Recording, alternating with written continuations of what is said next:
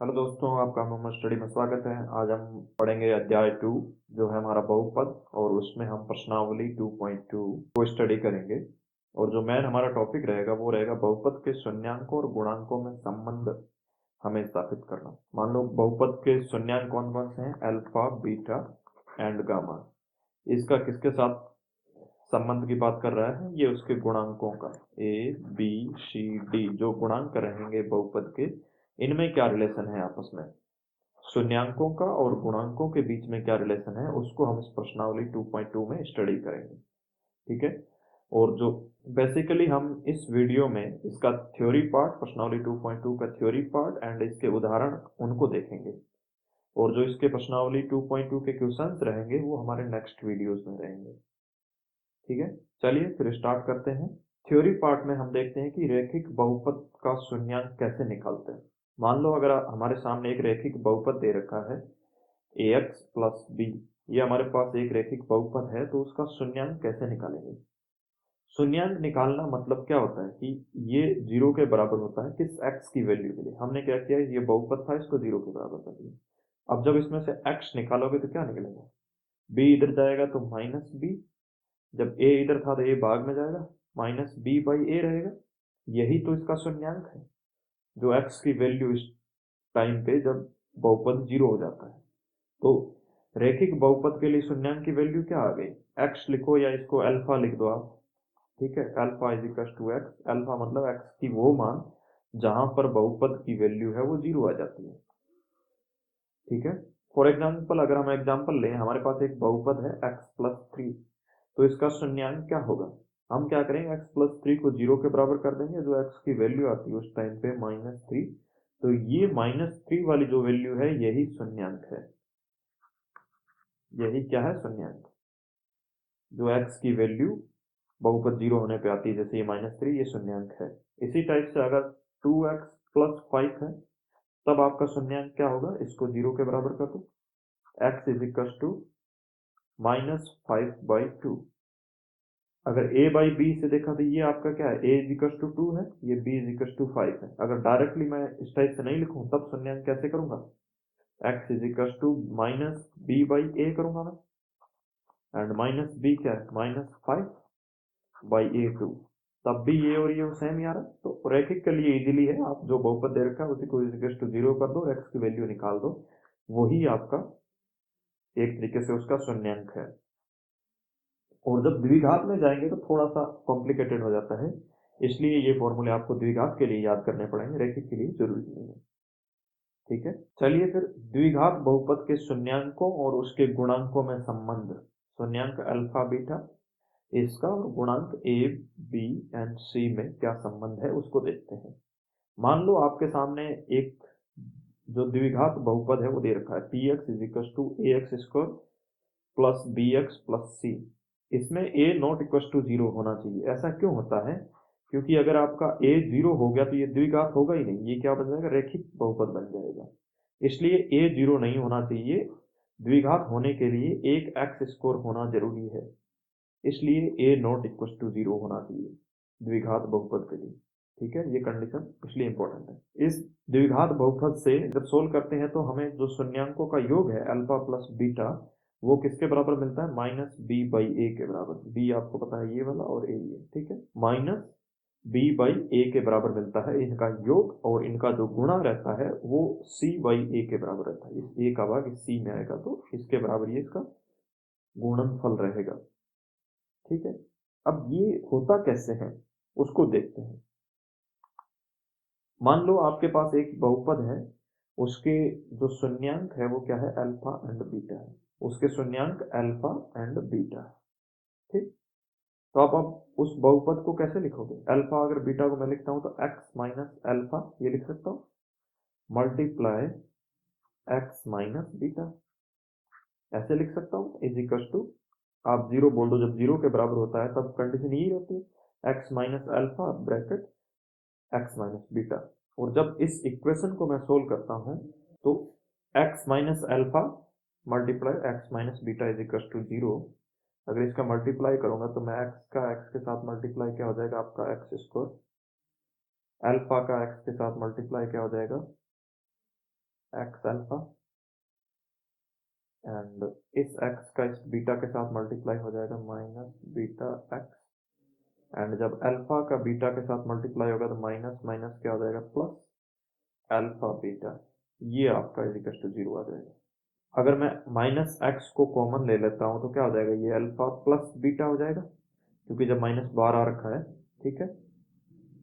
और ये हो गया आपका अल्फा बीटा, ये आपकी हो गई इक्वेशन नंबर 1। और दूसरी द्विघात बहुपद की, दूसरा आपका द्विघात बहुपद की इक्वेशन क्या होती है, A X square plus B X plus C, ये होता है। अब आप एक काम करो, इस ए का इस इक्वेशन में भाग दे दो, ये भी इज इक्वल टू 0 के बराबर मान लो। जब ए का इसमें भाग देंगे तब क्या आएगा, ये ए हट जाएगा यहाँ से और हो जाएगा बी बाई ए, और इधर हो जाएगा सी बाई ए। जब इधर ए का भाग जाएगा 0 हो जाएगा। अब अगर इनमें से कंपेयर करूं मैं, ये इसके बराबर हो जाएगा, ये इसके बराबर हो जाएगा। जब कंपेयर करेंगे तो आपका अल्फा प्लस बीटा ब्रैकेट के बाहर जो माइनस वाला माइनस किसके बराबर हो जाएगा, b बाई ए के बराबर हो जाएगा, क्योंकि b by a is equal to x का जो गुणांक क्या है अल्फा प्लस बीटा, और ये माइनस में साथ, तो ये बराबर हो जाएगा। इसी टाइप से alpha plus beta is equal to क्या होगा, माइनस b बाई ए, ये यहीं से आपका निकलता है, ठीक है। और दूसरा आपका ये c बाई ए किसके बराबर है, alpha multiplied beta is equal to c by A, ठीक है। ये आपका आंसर है। तो ये alpha plus beta is equal to minus B by A, and alpha beta is equal to C by A, ये इस टाइप से आपका मिलता है। तो ये दो चीज आपको याद रखनी है। अगर कभी कभार आपको आप माइनस में कंफ्यूजन होती हो ना, इस टाइप से कि माइनस इसमें लगेगा इसमें लगेगा, तो उसका एक शॉर्ट ट्रिक होती है कि आप ए बी सी डी इस टाइप से लिखते हो। तो अगर ऊपर ए आएगा तो पहले वाला प्लस रहता है, दूसरे वाला माइनस रहता है, तीसरे वाला सी प्लस रहेगा, अगर डी आएगा तो ये फिर से माइनस आ जाएगा। जब त्रिघात बहुपद में आओगे तब ये आपको समझ में आएगा कि डी का भी यूज होता है। ए तो आपको पता है सब में कट के डिवाइड में ही रहता है, या तो बी बाई ए रहेगा या सी बाई ए रहेगा या डी बाई ए रहेगा, इसलिए जो बी वाली है माइनस में रहेगी, सी वाला आपका प्लस में रहेगा, एंड देन ये माइनस में रहेगा। और जो पहला वाला होता है वो आपका योग के बराबर होता है, जितने भी शून्यांक होते हैं उसके योग, अल्फा प्लस बीटा 2 है तब अल्फा प्लस बीटा 3 होगा तो गामा भी योग है। और जो लास्ट वाला होता है वो हमेशा गुणा में, ये 2 के गुणा में रहता है। जैसे द्विघात में क्या होता है, अल्फा बीटा के गुणा में रहेगा, और ये 3 के गुणा में रहेगा, अल्फा बीटा गामा 3 के गुणा में, ठीक है। अब ये त्रिघात में आपको डिटेल में समझ में आ जाएगा, अब एक बार इसको छोड़ दो, आप द्विघात का ही समझो। द्विघात में आपका ये हो जाएगा अल्फा प्लस बीटा के बराबर बी बाई ए, एंड ये सी बाई ए आपका अल्फा बीटा के बराबर हो जाएगा, ठीक है। ये तो हो गया द्विघात बहुपद के शून्यांकों और गुणांकों में संबंध। इसके लिए आपको ये दो इक्वेशन याद रखनी। चलिए फिर इसी टाइप से त्रिघात बहुपद के शून्यांकों और गुणांकों में संबंध को हम देखते हैं। सबसे पहले आपको ये पता होना चाहिए कि b by A, C by A and D by A होता है। ये आपका माइनस, ये आपका प्लस, ये आपका माइनस, क्योंकि ए आपका प्लस में था, ए की जरूरत नहीं इसलिए ए को हटा दिया हमने, तो ये हो जाएगा माइनस प्लस माइनस, इस टाइप से सीक्वेंस चलेगी।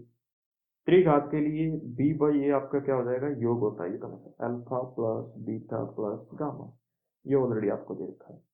और बीच वाला जो c बाई ए रहेगा आपका, वो क्या रहेगा, 2 के सेट में गुणा, कैसे, अल्फा बीटा का गुणा प्लस बीटा गामा का गुणा प्लस गामा अल्फा का गुणा, मीन्स 2 की जोड़ी में जो गुणा रहेगा वो आपका हो जाएगा c बाई ए। और आपको पता है c प्लस में रहता है इसलिए प्लस में, और d माइनस में रहता है तो d बाई ए आपका क्या हो जाएगा, तीनों का गुणा, अल्फा बीटा गामा, तो alpha beta gamma is equal to minus D by A, और ये आपका c बाई ए के बराबर हो जाएगा, अल्फा ये योग आपका माइनस b बाई ए के बराबर हो जाएगा।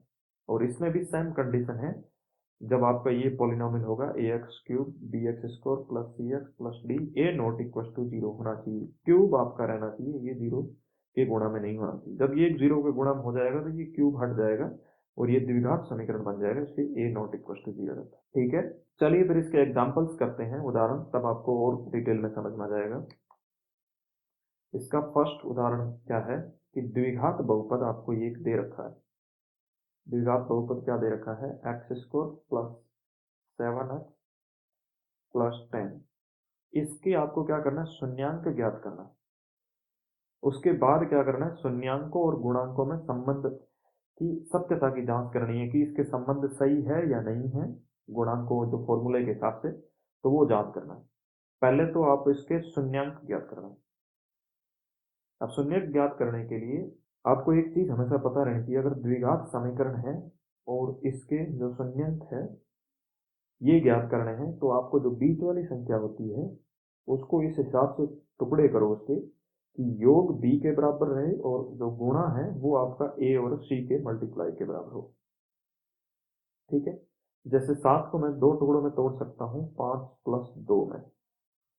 जब जोड़ूंगा तब 7 के बराबर हो जाएगा, जब गुणा करूंगा तो इधर पे एक ही है वैसे भी, 10 के बराबर हो जाएगा। गुणा करूंगा तब इसके बराबर, गुणा करने पे इसके बराबर, एंड योग में जो संख्या दे रखी है बीच वाली इसके बराबर।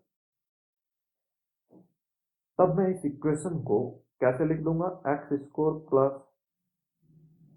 5 प्लस 2, 7 की जगह 5 प्लस 2 लिख सकता हूँ, x का x प्लस 10। अब शून्यांक याद करना है, तो शून्यांक में क्या होता है, उस टाइम पे इज इक्वल टू 0 के बराबर होता है, तो मैंने 0 के बराबर लिख दिया। अब x² प्लस, इसको मैं खोल के लिख देता हूँ तो क्या हो जाएगा, 5x plus 2x plus 10 is equal to 0। इसी टाइप से इन दोनों में क्या है, x कॉमन आता है, तो मैंने x कॉमन ले लिया, क्या हो जाएगा, x प्लस 5। इन दोनों में 2 कॉमन आ रहा है, तो मैंने 2 कॉमन ले लिया, x plus 5 is equal to 0। अगर आप ध्यान से देखोगे तो ये आपका जो x प्लस 5 इधर भी है, x प्लस 5 इधर भी है, इसको हम कॉमन ले सकते हैं। तो मैंने लिख दिया x प्लस 5, जब बाहर आ गया कॉमन, और अंदर आपका क्या बचा, ये x और ये 2, x plus 2 is equal to 0। तो जब भी शून्यांक ज्ञात करने हैं तो आपको इस फॉर्म में लाना जरूरी है। ठीक है, 2 गुणा में। अब आपको क्या करना है, ये x प्लस 5 भी आपका 0 के बराबर हो सकता है क्योंकि गुणा में है, और x प्लस 2 भी आपका 0 के बराबर हो सकता है, तब इसकी वैल्यू 0 आती है। जब x प्लस 5 0 के बराबर होगा तब x इज इक्वल टू क्या आ गया, -5। एक शून्यांक आपका ये बन गया। जब x प्लस 2 0 के बराबर होता है तब x इज इक्वल टू क्या आ गया, -2। तो ये आपका होगा दूसरा शून्यांक। ठीक है, जब आप इस इक्वेशन में x इज इक्वल टू -5 और -2 की वैल्यू रखोगे तब इसका मान हमेशा 0 आएगा। आप चाहे ट्राई करके देख लेना। ठीक है, इसीलिए ये इसके शून्यांक कहलाते हैं। अब आपको इसके शून्यक तो पता चल गए, आपको क्या करना है, उसके शून्य को और गुणांकों के बीच में संबंध क्या है उसकी स्थापना करनी है। आपको पता है जब शून्यक आपके अल्फा प्लस बीटा होते हैं किसी भी द्विघात समीकरण के लिए, ये द्विघात समीकरण उसके लिए alpha plus beta is equal to क्या होता है, -b/a के बराबर होता है। तो पहला आपका रिलेशन ये है, तो पहले रिलेशन को हम सोल्व करते हैं कि राइट है या नहीं है। अल्फा प्लस बीटा, अल्फा ये मान लो अल्फा है और ये आपका इज इक्वल टू बीटा है, इनका योग -5 प्लस -2, इसका योग इज इक्वल टू -b आपका क्या है, 7 है तो 7। a आपका क्या है, 1, एक है, कुछ नहीं होगा तो 1 लिख दिया। ठीक है, ये -5 और ये भी -2 कितना हो जाएगा, -7 इधर, और बराबर के उस तरफ भी -7। तो आप कह सकते हो LHS is equal to RHS, मतलब ये प्रूव हो गया आपका। ठीक है, ये प्रूव है कि LHS RHS के बराबर है, तो आप कह सकते हो कि ये राइट है। पहली इक्वेशन आपकी राइट हो गई। सेकेंड इक्वेशन आपकी क्या है, alpha multiply beta is equal to C/A आता है, अभी हमने फॉर्मूला देखे थे। अब ये राइट है या नहीं है ये आपको पता करना है। तो अल्फा कितना है -5, बीटा कितना है -2, इन दोनों का मल्टीप्लाई C/A, C कितना है 10, A कुछ नहीं 1 है, तो इसलिए इसको 10 के बराबर होना चाहिए। माइनस माइनस आपका हो गया प्लस, 5 2 10, तो 10 = 10, यह भी आपका सिद्ध हो गया, प्रूव। ठीक है, तो आप कह सकते हो कि शून्यांकों और गुणांकों के बीच जो संबंध है वो सही है, फॉर्मूले को प्रूव करता है। ठीक है, तो इसी टाइप से ये था हमारा एग्जाम्पल नंबर 1, और अब हम देखते हैं एग्जाम्पल नंबर 2। एग्जाम्पल नंबर 2 में आपको एक द्विघात बहुपद दे रखा है x² -3। पहले तो इसके शून्य ज्ञात करने हैं, देन शून्यकों और गुणांकों के बीच में संबंध आपको स्थापित बताना है। तो x की कौन सी वैल्यू है जिस पे 0 आपको मिलेगा, तो निकालते हैं। x² -3 आप लिख देते हो 0। मान लो ये आपका बहुपद px था। अब आपको पता है कि a² -b², उसको आप क्या लिख सकते हो, a + b, a - b, ये कर सकते हो। तो यहाँ आपका x² -3 किसका स्क्वायर है, √2 का, तो इसको लिख सकता हूँ x² -√3 का स्क्वायर = 0। अब इसको a + b, a - b में लिख देता हूँ, x + √3 and x - √3 = 0। जब ये 0 के बराबर होगा तब आपको x की वैल्यू क्या मिलेगी, -√3, और जब ये 0 के बराबर होगा तब आपको x की वैल्यू क्या मिलेगी, ये आपका होगा मान लो अल्फा के बराबर, पहली वाली आपको मिल गई अल्फा के बराबर। दूसरा, जब ये 0 के बराबर होगा तो आप क्या लिखोगे, x √3, क्योंकि जब इधर आएगा बराबर के तो हो जाएगा √3 पॉजिटिव है, और ये आपका हो गया बीटा के बराबर। आपको शून्यक पता हो गए, अल्फा प्लस बीटा, दो शून्यक आ गए आपके x के, अल्फा -√3 एंड बीटा √3, ये दो आपके शून्यकों की वैल्यू आ गई। अब आपको क्या करना है, इसकी सत्यता की जांच करनी है। सत्यता की जांच करने के लिए हम पहले द्विघात बहुपद को दोबारा से लिखते हैं। ये क्या है, x², मैं किस फॉर्म में लिखूंगा, ax² + bx + c, इस वाला फॉर्म में लिखूंगा। तो x² a1 का 1 है, प्लस b आपका क्या है, यहाँ 0 है, मल्टीप्लाइड x, प्लस c आपका क्या है, c आपका क्या है -3। अब अल्फा प्लस बीटा = क्या होता है, b/a, ये होता है। चलिए फिर अल्फा क्या है आपका, याद दे रखा है, प्लस -√3 प्लस बीटा क्या है आपका √3 b क्या है 0, b कुछ नहीं है 0, यहाँ b मतलब x की गुणांक में कुछ है ही नहीं, तो इसलिए आप b का हो जाएगा 0, a1 का 1। अगर आप यहाँ देखोगे तो ये क्या है, -√3 है, ये +√3 है, तो -√3 +√3 से आपस में कट जाएगा। अब इधर भी क्या बचेगा, 0, और उस तरफ भी 0 था ही, तो आप कह सकते हो कि LHS = RHS। तो ये जो संबंध है ये क्या है, सत्य है। ठीक, आप बोल सकते हो।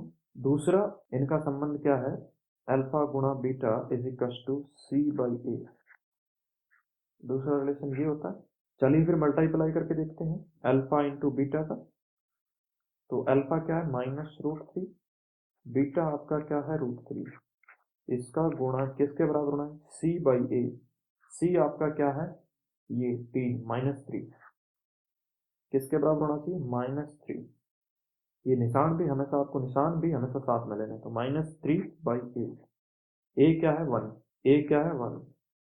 अब √3 मल्टीप्लाई √3, आपको पता है √3 मल्टीप्लाई √3 क्या होता है, 3 के बराबर होता है, इसलिए √3 मल्टीप्लाई √3 क्या हो जाएगा, 3, और माइनस का रहेगा माइनस, तो ये हो गया -3 इस तरफ, और दूसरी तरफ भी आपका -3।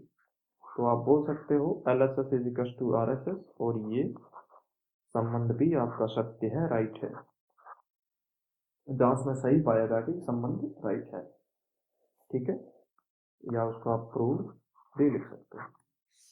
ठीक है, ये था उदाहरण नंबर 2। और नेक्स्ट इसका एग्जाम्पल नंबर 3 देखते हैं। एग्जाम्पल नंबर 3 में क्या है कि जो द्विघात बहुपद है वो आपको ज्ञात करना है। आपको ax square plus bx plus c ये ज्ञात करना है, जिसमें इसने शून्य का योग और गुणनफल दे रखा है। इसने क्या कर रखा है, alpha plus beta is equal to minus B by A जो आपका होता है वो इसने दे रखा है -3, और शून्यकों का गुणनफल अल्फा मल्टीप्लाइड बाई बीटा वो आपका होता है सी बाई ए, वो इसमें दे रखा है 2। जब योग और गुणनफल दे रखा हो तो आपको केवल इधर फोकस होना चाहिए, इनमें। ठीक है, आपको किस पे, इन चीजों पे फोकस होना चाहिए। आपका द्विघात बहुपद क्या है, ax square plus bx plus c ये है। ठीक है, यदि मैं इन दोनों इक्वेशनों को सोल्व करने के लिए, यदि a इज इक्वल टू आपका 1 है, ठीक है, जब a इज इक्वल टू 1 के बराबर है तो b इज इक्वल टू क्या हो जाएगा, तब आपका हो जाएगा b by a is equal to -3 है, a इज इक्वल टू 1 है तो ये क्या हो जाएगा minus b is equal to -3, minus से माइनस कट जाएगा और b इज इक्वल टू आपको क्या मिलेगा 3।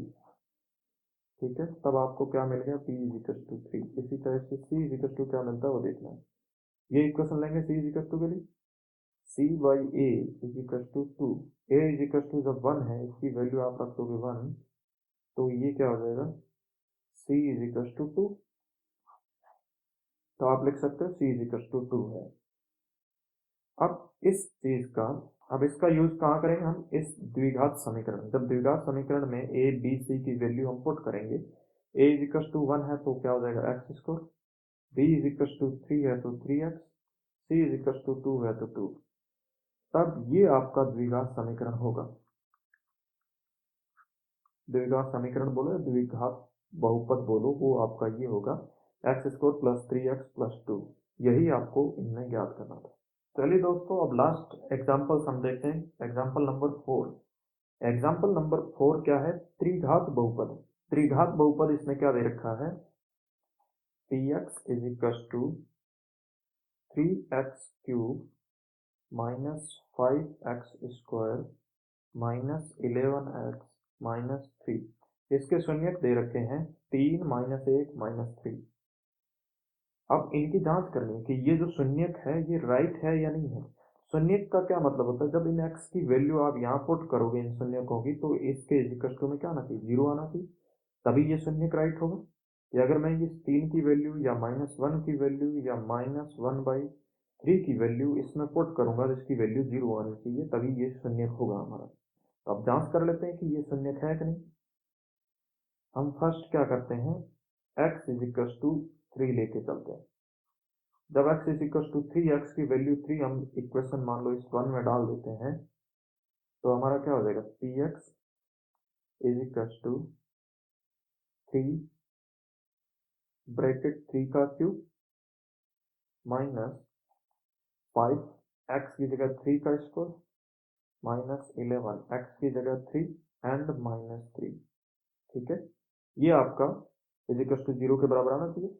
चलिए देखते हैं, 3 का क्यूब क्या होता है 27, और 27 का जब 3 से मल्टीप्लाई होगा तो किसके बराबर हो जाएगा, 81 के बराबर, माइनस 9, 9 पंजे 45, 45, 11 का 3 से मल्टीप्लाई 33 माइनस 3, तो 81 माइनस ये हो गया आपका 36, 45 प्लस 36, 7 5 11, 7 में का 81, तो 81 माइनस 81 इज इक्वल टू क्या होगा 0। इसका मतलब राइट है कि x इज इक्वल टू 3 आपका शून्य राइट है। ठीक इसी टाइप से जब x इज इक्वल टू -1 हो तब क्या होगा, px is equal to 3x की जगह -1 का क्यूब माइनस 5 -1 का स्क्वायर माइनस 11 -1 ब्रैकेट में एंड -3। ये -1 का क्यूब क्या होगा -1, तो ये हो जाएगा -3, -1 मल्टीप्लाई 3 इज इक्वल टू -3। ये -1 का स्कोर 1 होगा, तब ये हो जाएगा -5। माइनस माइनस प्लस हो जाएगा, तो ये हो जाएगा 11 -3। तो 5 3 8, 8 3 11, तो इसको लिख सकते हो 11 - 11 इज इक्वल टू 0। देन आप कह सकते हो x -1 है, वो भी राइट है, इसका शून्य। इसी टाइप से x इज इक्वल टू -1/3। जब x इज इक्वल टू -1/3 डालूंगा तो px इज इक्वल टू क्या हो जाएगा, 3 मल्टीप्लाई -1/3 का क्यूब -5 -1/3 का स्क्वायर -11 ब्रैकेट -1/3 एंड -3। इसको आप लिख सकते हो 1 3 से आपका 1 3 कट जाएगा, तो 3 स्क्वायर बच जाएगा। और जब माइनस का क्यूब क्या होता है, माइनस होता है, इसलिए 1/3 का स्क्वायर हो जाएगा 9। और ये माइनस का स्क्वायर हो जाएगा प्लस, और ये बाहर वाला माइनस एक्स्ट्रा होगा तो माइनस रह जाएगा, और 3 का स्क्वायर होता है 9। और ये माइनस माइनस क्या हो जाएगा, प्लस, गुणा 9, इसलिए 11/3 -3 का 3। आपको पता है बड़ी संख्या 9 है, 9 में सबका भाग ज्यादा, इसलिए लास्ट तो आपका हो गया 9। इसको क्या लिख सकता हूँ, -1, और 9 का 9 में भाग एक बार, और 1 का 5 से गुणा तो -5। 3 का भाग 9 में 3 बार, और 11 दिया 33, क्योंकि 11 से मल्टीप्लाई होगा जितनी बार भाग जाएगा उसका, और 9 का 3 के साथ मल्टीप्लाई 27। अब आप माइनस वालों को एक साथ जोड़ दो, तब क्या हो जाएगा, प्लस का 33 आपका, और -27 + 5 32, और 1 33। 33 - 33/9 इज इक्वल टू 0/9। अब 0/9 क्या होता है, 0 होता है, इसलिए आप कह सकते हो x इज इक्वल टू -3 भी इसका शून्यक होगा। अब एक चीज तो हमें पता चल गई कि तीनों की वैल्यू डालने पे हमें 0 मिल रहा है, इसका मतलब तीनों शून्यक राइट है, शून्यक सही है, जांच में सत्य पाए गए हैं, तीनों करेक्ट है। अब हमें क्या करना है, शून्यकों और गुणांकों के बीच में संबंध स्थापित करना है। चलिए फिर शून्यकों और गुणांकों के बीच में संबंध स्थापित करते हैं। तो शून्य क्या है, alpha plus beta plus gamma cube वाला होता है, तीनों का योग क्या होता है, -b/a के बराबर होता है। ये फॉर्मूला है, alpha beta beta gamma gamma alpha, ये गुणनफल कितने के बराबर होता है, c/a के बराबर होता है, क्योंकि माइनस प्लस और फिर माइनस आएगा। अब alpha beta gamma is equal to minus plus then minus d/a के बराबर होगा। ठीक, ये तो आ गए तीनों फॉर्मूले जो इनके संबंध है। अब संबंध राइट है कि नहीं है वो हमें प्रूव करना है। हम अगर इक्वेशन नंबर 1 ले लें, इक्वेशन नंबर 2 और इक्वेशन नंबर 3, पहले हम इक्वेशन नंबर 1 को सोल्व करेंगे।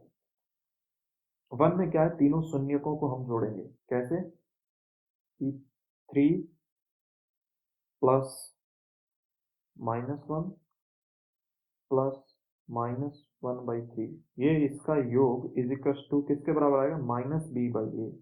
b ऑलरेडी माइनस में है, तो माइनस माइनस प्लस हो जाएगा, प्लस 5/a। a आपका क्या है, 3। आपको पता है ये a है, ये b है, और ये c, और ये d, तो ये हो गया 5/3। चलिए 3 -1 क्या हो जाएगा, -1 के बराबर, और ये हो गया -3 इज इक्वल टू 5/3। अगर मैं इधर वाले में 3 कॉमन ले लेता हूँ, तो इधर 3, 1 का भाग 3 में 3 बार, 3 का 9 के साथ मल्टीप्लाई, 3 3 9, और 1 के साथ 3 की मल्टीप्लाई 3, और -1, ये आपका 5/3। 9 में से 4 गया तो क्या बचा, 5/3 इधर भी, और 5/3 इधर भी। तो आप कह सकते हो कि इक्वेशन जो 1 है वो आपका सत्य साबित होता है संबंध। इसी टाइप से आपका इक्वेशन नंबर 2, इक्वेशन नंबर 2 क्या बोलता है, अल्फा मल्टीप्लाई बीटा मीन्स 3 गुणा -1 प्लस बीटा मतलब -1 गुणा गामा मीन्स -3 प्लस गामा गुणा alpha 3 multiply 1/3 is equal to C by A. C is equal to -11, a is equal to 3, -11/3। 3 गुणा -1 क्या हो गया? -3, माइनस माइनस प्लस, तो ये हो गया +1/3, प्लस माइनस क्या हो जाएगा? माइनस, और 3 से 3 कट जाएगा तो आपका हो जाएगा 1 -1 इज इक्वल टू -11/3 इधर। इस तरह अगर मैं लसअप लूंगा 3 का, तो 3 का 3 के साथ मल्टीप्लाई -9 +1, 3 का 3 के साथ मल्टीप्लाई -3 इज इक्वल टू -11/3। और ये कितना हो गया? 9 में से 1 गया तो 8, 8 में 3 जुड़ गया 11 हो गया, माइनस का 11/3 हो गया, और इधर भी माइनस का 11/3।